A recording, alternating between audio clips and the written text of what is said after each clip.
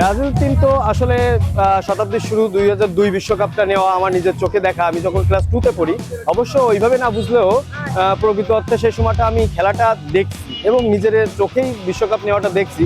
বিশেষ করে সেখানে যে শীর্ষ সেরা প্লেয়াররা ছিল, রোনালদিনিও, রোনাল্ডো সহ, রিভালডো সহ 11 জনই স্টার ছিল।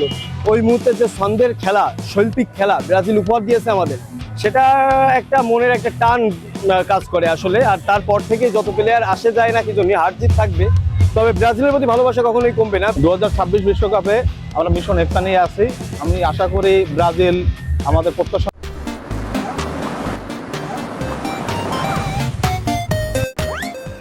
অনুযায়ী পারফরমেন্স উপহার দেবে এবং নেইমারের জন্য তারা এবছর শিরোপাটা জিতবে। আমাদের মিশন একটা, আমাদের জার্সি 5টা স্টার, এখানে আমরা 6 স্টার পূরণ করতে পারবো, এই প্রার্থনা।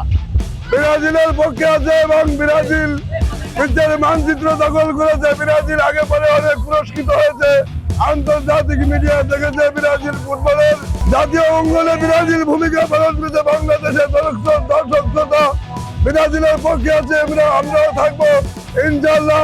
সকল মানুষের সুখ শান্তি কামনা করে ফুটবল প্রিয় দর্শকদের আনন্দ দিবার জন্য